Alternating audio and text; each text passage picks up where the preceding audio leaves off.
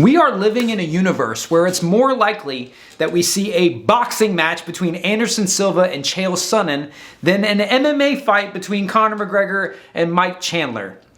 Normally, when I say something that crazy, you could dismiss it as I'm insane, or I'm trolling, or this is just the ranting of a time traveler from some alternate timeline. No, this is happening in your world right now. It was announced earlier this week and it's happening on Saturday.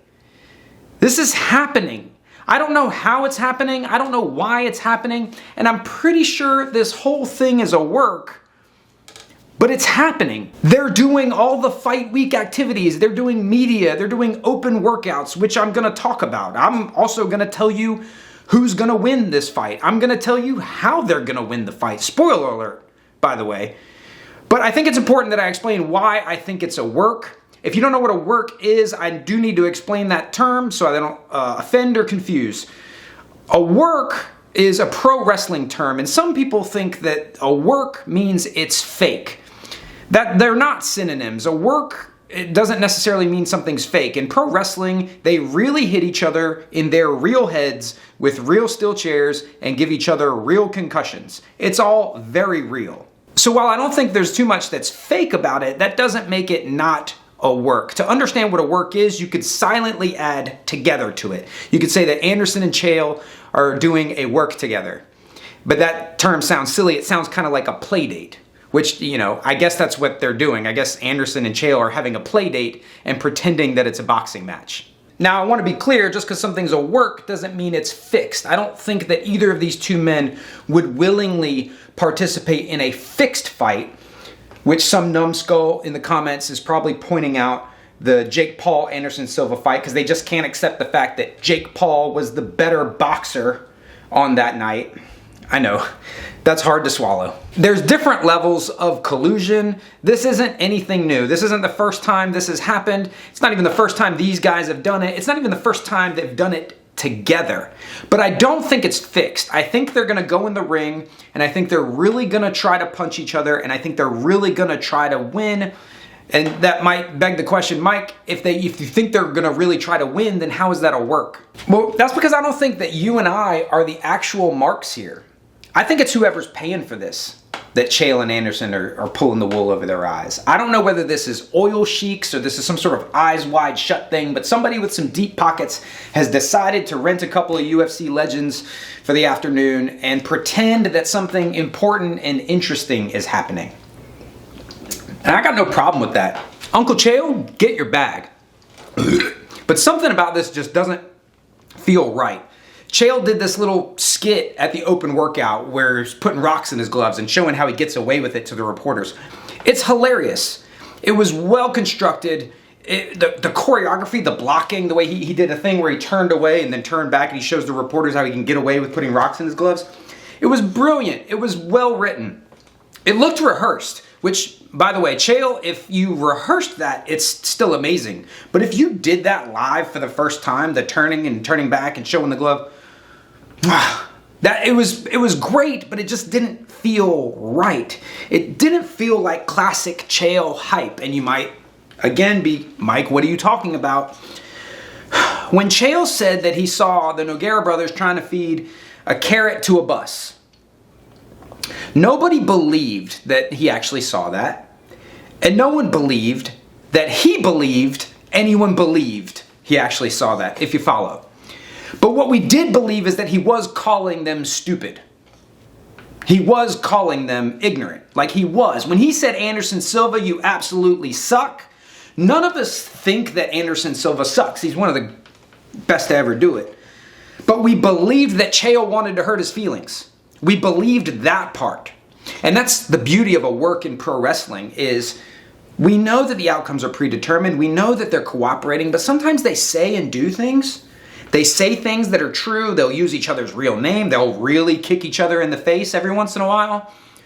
And we're like, damn, was that real? No, Chael's bit with the rocks was just slapstick. It was well constructed, well executed, excellent slapstick, but slapstick nonetheless, which has never been on brand for Chael Sonnen when he's hyping a fight. As for Anderson Silva's comments before the fight, he said he's glad that Chael won't be able to take him down and that's an advantage for him. What? Who is that for? That's just like very clumsy exposition. That's bad writing, which I guess would be another thing that these two men have borrowed from professional wrestling for this exhibition. Which, speaking of, like, what's going to happen during this exhibition? They're calling it an exhibition, which implies a certain level of agreement or collusion. Everyone gets that that's kind of a abstract way of saying, are these guys going to really try? I think they are really going to try. I think they're really going to try to punch each other. I can tell you exactly what's going to happen. By the way, it's going to be pretty interesting. I think it's going to be pretty tense in a few moments.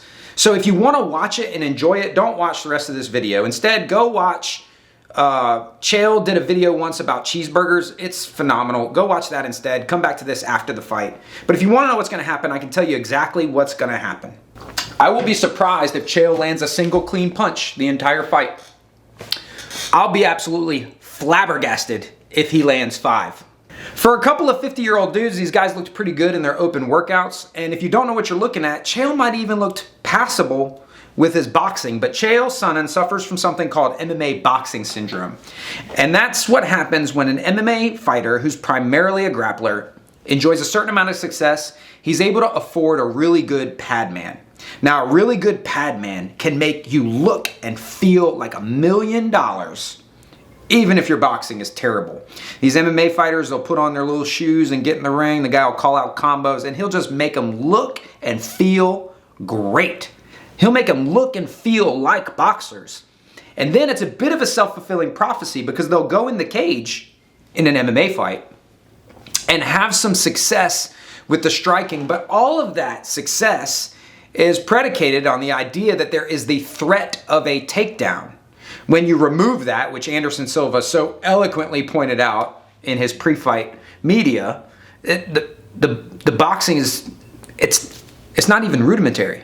If you don't box, you might not know that because he looks great on the pads. He looks absolutely wonderful. The jab sounds good. He's got that telegraph in the other hand going way up, but his lead hook is pretty good and his uppercut looks great. But you're smoking crack if you think Anderson Silva is ever coming anywhere near close enough for that uppercut to land. It ain't happening. And the main reason that it ain't happening is because Chael is a right-handed southpaw. Now, right-handed southpaws are a dime a dozen. You can take 100 right-handed southpaws, 99 of them are absolute trash. You couldn't fight their way out of a wet paper bag, and one of them will be a world-class athlete, but he's not a world-class athlete because he's a right-handed southpaw. These idiots will tell you that they stand that way because they feel more comfortable, whatever that means, or they like having a stiff jab for whatever purpose. Who knows? Who cares what they say? Chael Sonnen stands southpaw because he is a wrestler first, and you wrestle with your strong side in front typically, so it would make sense that when he transitioned to MMA and he learned some striking, that he would stand southpaw because he's using his striking to support his grappling. The only times that Chael Sonnen has ever been successful standing up and throwing his hands, there's been 2 times he's ever been successful doing that. 1 is when there is the threat of a takedown, and 2 is when he's paying a guy $100 an hour to hold pads and make him look and feel good. Anderson Silva, on the other hand, is a world-class striker, one of the best to ever fight under any rule set, with boxing skills, Muay Thai skills, upright, clinching and grappling, head movement, footwork. He can fight from either stance, and while he's never won a round against Chael Sonnen, he has won 2 fights against Chael Sonnen. I think it's hardly a spoiler to say that Anderson Silva is going to win this fight, but I can go a step further and tell you exactly how he's going to win this fight. Am I saying that Chael has no chance? Obviously, he has something that he never enjoyed as a grappler or in wrestling, which is a puncher's chance. There's no wrestler's chance or grappler's chance. But if you're a grown man with 2 hands, you could theoretically land a good punch. He could land a punch. I just don't think he will. Chael is going to come out southpaw with awkward shuffling, bad footwork, and he's going to throw these like very, very poor jabs and maybe try to run through some of these combos that his pad man taught him that are not designed for southpaws. His pad man just taught him some basic vanilla combos, which is not how you box as a southpaw. He's not going to cover the lead hand. He's going to get tired really fast. If Anderson Silva chooses to stand southpaw as well, he's going to outbox him. He's going to bob and weave and just put combinations on him all day long. But if Anderson Silva chooses to switch to orthodox, we will now be in an open stance battle, which is even more confusing and more complicated for the novice to intermediate striker. It's almost a different martial art. It's not the same thing at all. If Anderson Silva chooses orthodox, he will feel like he's a million miles away from Chael. Chael will never get to him. He will just seem impossibly far away. Chael's going to step his lead foot to the inside of Anderson Silva's lead foot, a tendency that wrestlers have because it makes sense for their types of entries. And Anderson Silva's going to hit him with his right hand as many times as he wants. Now, this is all compounded by the fact that Anderson Silva could switch between orthodox and southpaw at will. Now, wait, you're probably thinking, well, Chael's, one of the dirtiest players in the game. He's already joked about, cheating, and obviously, what? He's going to compete. He's going to go in there and compete, not box. So maybe he's going to try to tie him up, clinch him, wear on him, hang on him, make it dirty, make it ugly. Anderson Silva is a master of the clinch. And I would argue infinitely more experienced and skilled in the upright type of clinching common in boxing and Muay Thai and other striking sports. If Chael Sonnen cannot change levels, he cannot threaten Silva. There's no overhand. If there's no takedown, there's no MMA overhand. It's not happening. Anderson Silva is going to be a ghost. Chael Sonnen is going to come up with nothing but air. He's going to lumber forward. He's going to miss. He's going to stumble. He's going to look foolish. He's going to be sweating. His mouth will be hanging open. He's going to tire instantly. I believe that this fight will end in a stoppage early. Because, yeah, they called it an exhibition, but they say there's going to be a winner, either by decision or stoppage. And Anderson, I don't think he's going to try to hurt Chael, but he is going to try to get him out of there early. Because you have to give the man a modicum of respect. Like, he is a grown man with two hands. So Anderson's going to try to get him out of there. It's going to be easy for him. I think when the fight ends, Chael will be sweaty, mouth hanging open, flushed, turning colors, red and white and pink and everything. His hair's going to be a mess. And he's going to be complaining to the ref, like, what are you doing? I'm good. I'm still in here. And the ref is going to save him from himself. That's how I think this fight's going to end. Both men on their feet, Chael having not landed much, if anything, complaining to the ref that he can keep going, and Silva with a smile on his face. So who's going to win is not that interesting a question. How they're going to win, not that interesting. Why this fight is happening, well, obviously money. Beyond that, who cares? No, the burning question to me is, does Chael think he can win? Obviously, he knows that Anderson's the favorite. Obviously, he knows that that's the correct assessment on paper. But I want to know, like, what does he really think? Like, what does he think his chances are? I think if you asked him right now and he's doing his bit, he'd say, oh, for sure, I can do this. I can beat him. And if you ask him in 5 years, I bet he'd say, nah, man, I was never going to beat him. I was just trying to get paid. We were pulling the wool over some sheik's eyes or some guy who wanted to impress all his friends by having this event or whatever's happening. I don't know. Who cares? No, my burning question is, in 20 years, what will Chael say about this? Damn, I would love to know. Because I think that he thinks he can do it. I think he has a trick play. I think he has some sort of Hail Mary, some sort of thing he can do. He can always catch people with at least one time. And I think he's like, I could hit that.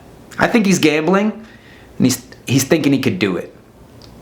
And Chael's a bit of a modern-day Sun Tzu anyway. And Sun Tzu would tell you to let your plans be as dark and impenetrable as night, and when you move, fall like a thunderbolt. So I think that might be sort of why Chael's hype around this is different than it has been in the past. Besides the fact that he's probably just tired and just cashing in. I think he thinks he can do it. I think that he believes in his puncher's chance. And hell, I may have said it a time or two, if you're a grown man with two hands, you've got a puncher's chance. Maybe even a little more if those two hands are connected to the biggest arms in West Linn, Oregon.